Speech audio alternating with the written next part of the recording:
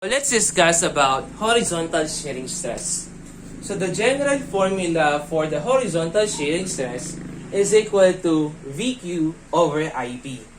So to illustrate yung behavior ng horizontal shearing stress natin, so let's consider two cantilever beam. So una is we have a concentrated load acting sa pinakadulo and we have a bending moment. So let's consider three planks. So, yung planks na to, it is not glued together. So, wala tayong glued dito. Wala tayong glue. Hindi natin sila pinagdikit. So, for this illustration, i-illustrate lang natin kung paano yung behavior ng horizontal shearing stress natin. So, if we're going to apply a vertical load here, tapos hindi naka-glued yung mga planks natin, so the deflection will be like this one. So, mangyayari, it will deflect ng pagganito.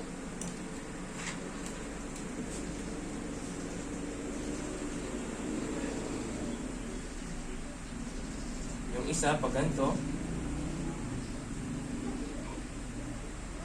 And yung last naman is pagganito naman. So, ganun siya magde-deflect. And we will have a vertical force P dito sa dulo. So, how about naman yung sa kabila natin?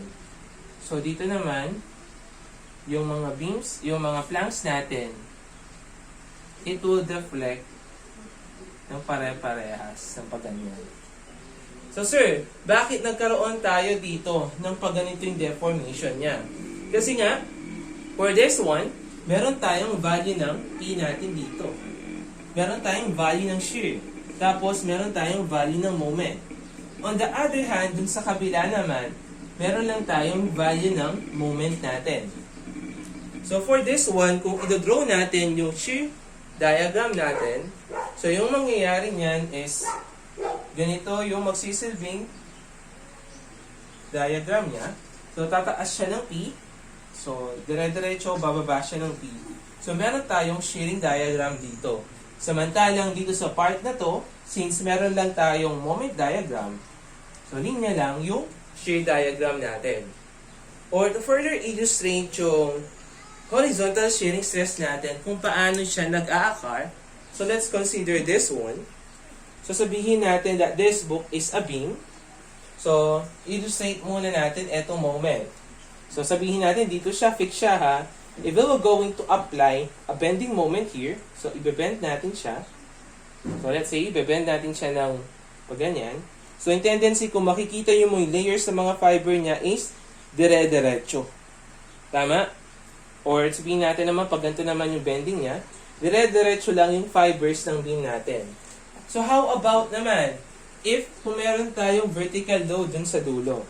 So, consider natin ha, apply tayong vertical load. Ano yung nangyari sa mga fibers ng beams natin? Diba? Hindi sila pare-parehas. Diba? So, wherein, ganito lang yung application ng horizontal shearing stress natin.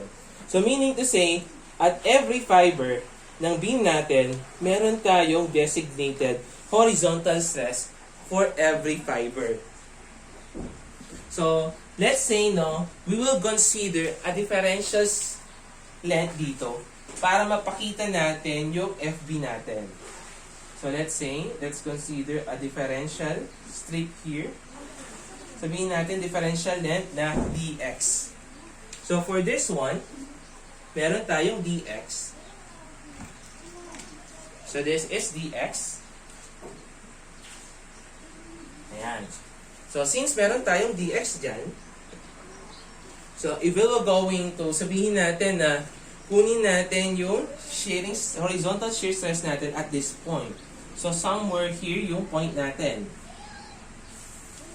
So, from that point, kunin natin yung horizontal shearing stress. So, therefore, meron tayong dx dito. So, for that part, para makuha natin yan, since dx yan, meaning to say, magkakaroon tayo dyan ng mga moments. Kasi kinuha nga natin. Eto, differential length natin. So, kapag kinalas natin yan, dahil nga beam yan, magkakaroon tayo dyan ng moment. So, yung moment natin dyan, since kumuha tayo ng differential length, hindi parehas. So, meron tayo dito na moment at right. And next naman is yung moment naman natin sa left. So for this part, hindi parehas yung value ng mga moment natin. Kasi, let's say, no, meron lang silang difference ng value na sobrang liit lang. So yung MR natin, sabihin natin na mas mataas yung value niya compared sa value ng ML natin. So yung difference in its value is sobrang liit lang. So for this one, since meron tayong moment sa right, moment sa left, if we will going to compute for the horizontal shearing stress acting on this point, so yung tendency niyan is kailangan tayong mag-consider dyan. So for this one, so let's say, no, alisin natin yung part natin dyan. So we will have here yan. Tapos, etong part na to, eto yung magsisilbing width ng beam natin. So at this point, nandito yung FB natin. So dyan mag-a-act yung horizontal shearing stress natin. So, para malaman natin yung value ng horizontal shearing stress natin acting on this plane na naka-red, naka-shade of red. So, para mahanap natin yan, so kung aanuhin natin, ibabalikan natin sa the formula for stress, for force, for stress is equals to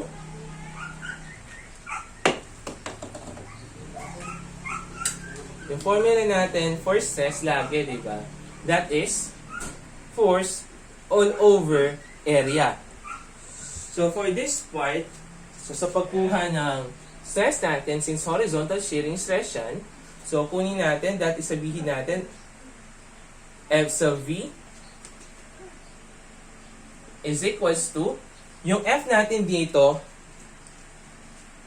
so for this part, yung force natin dito, ito yung force natin on the right section versus yung force natin on the left section. Since nagkaroon tayo dyan ng moment, therefore, magkakaroon tayo dyan ng stress distribution. So, for this one, ito yung stress diagram natin due to the MR. So, meron din tayong stress diagram kasi nga, meron tayong moment. So, for this one, sa left section, meron din tayong stress diagram. So, kung may stress diagram tayo, therefore, meron tayong value ng mga forces natin. So, for this one, so mangyayari since we are considering yung section natin dito, i-reflect natin yung part na yan para makuha natin yung value ng shearing stress natin. So, for this one, reflect natin dyan. And yung isa pa, i-reflect natin dito. And sa pagkuha ng force natin,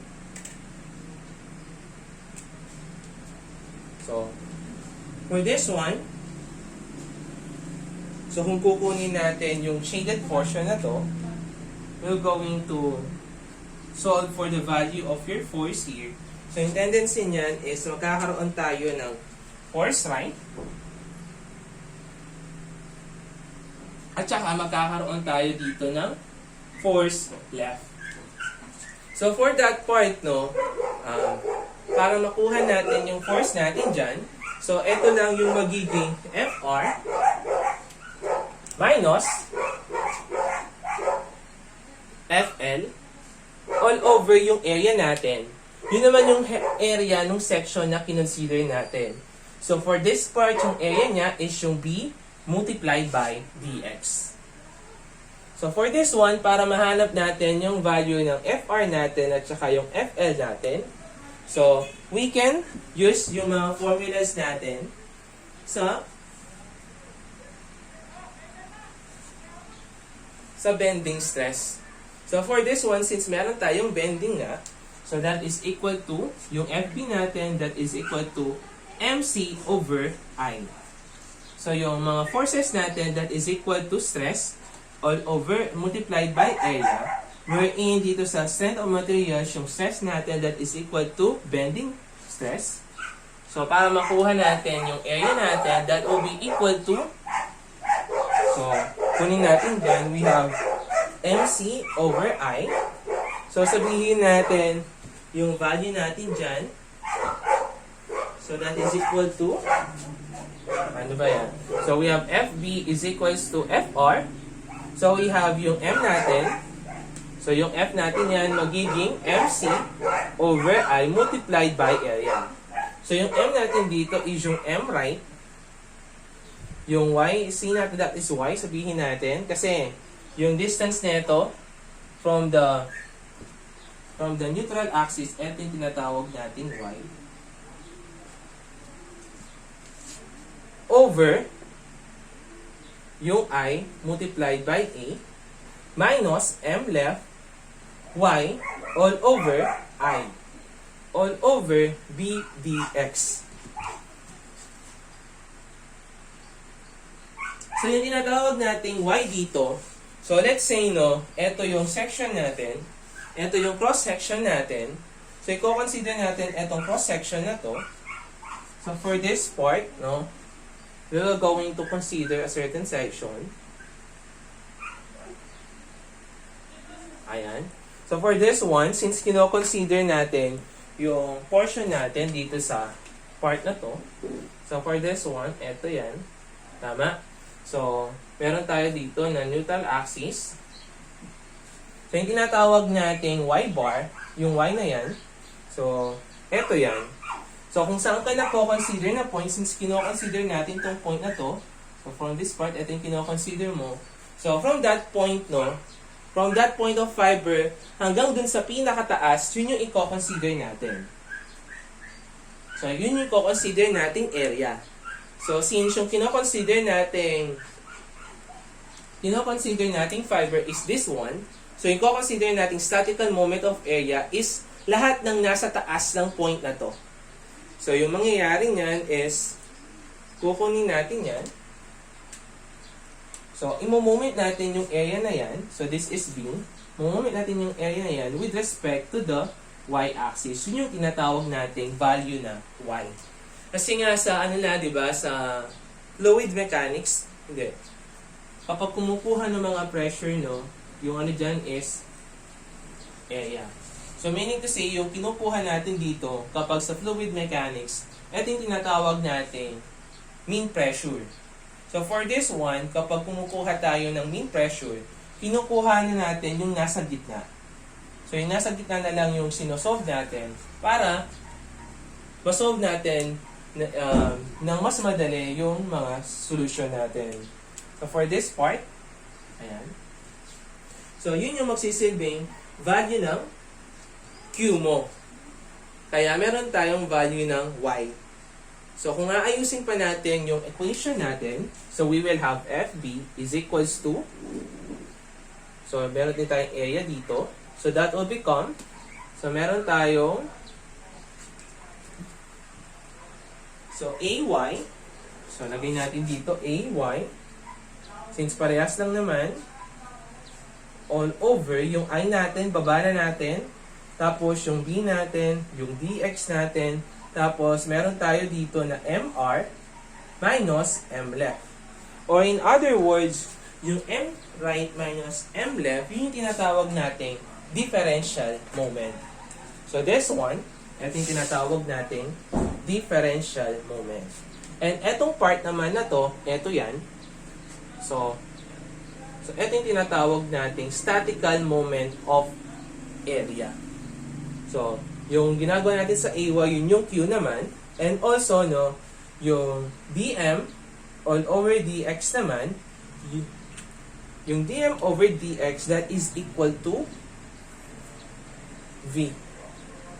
So, therefore, meron na tayong formula which is equal to V, Q, all over IB. So, ganun na formulate yung horizontal shearing stress natin. So, ganun yung dahilan kung bakit meron tayong horizontal shearing stress.